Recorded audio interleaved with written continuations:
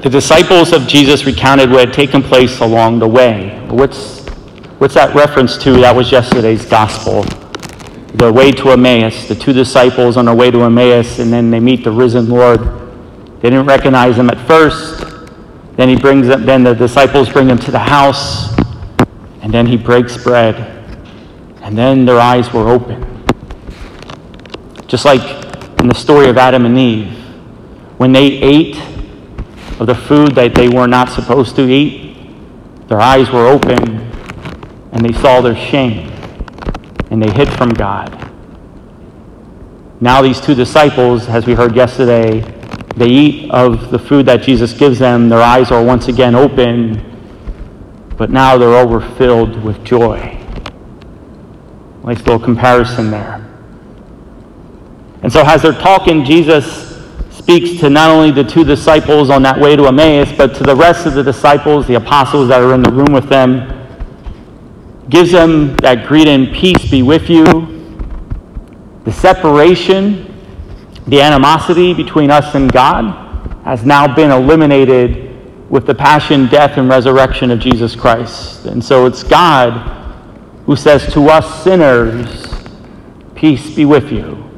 Us who has offended God, God's response is now, peace be with you. And then he shows them his wounds as evidence of his resurrection, but also evidence that the one that they see in front of them is also the one that was crucified on Good Friday. More on that on Sunday.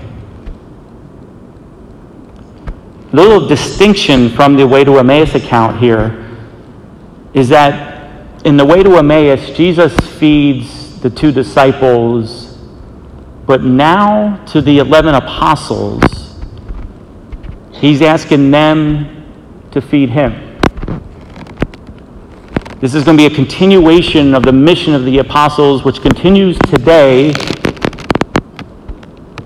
as the ministerial priesthood of Jesus Christ is now continuing to feed his body, the church, in the Eucharist. So maybe we can say we have our second Mass going on here, or maybe our third if you count the way to Emmaus, but this time Jesus is having the apostles be the priests. It's them who's now feeding the body of Christ. And then finally, the instructions of Jesus, that they are to be witnesses of these things. In the Greek, we know what that word is, right? It's a Greek word for martyr. They're going to die and be a witness and literally give their lives over to the fact that they have met our risen Lord. It's in their witness and in their martyrdom, at least for me, increases my faith in the belief of the resurrection. They claim to have seen our risen Lord. They claim to have touched him. They claim to have eaten with him. And they literally laid down their lives for that fact because it's true. It's the foundation, the strength for generation after generation, thousands of generations, thousands of years.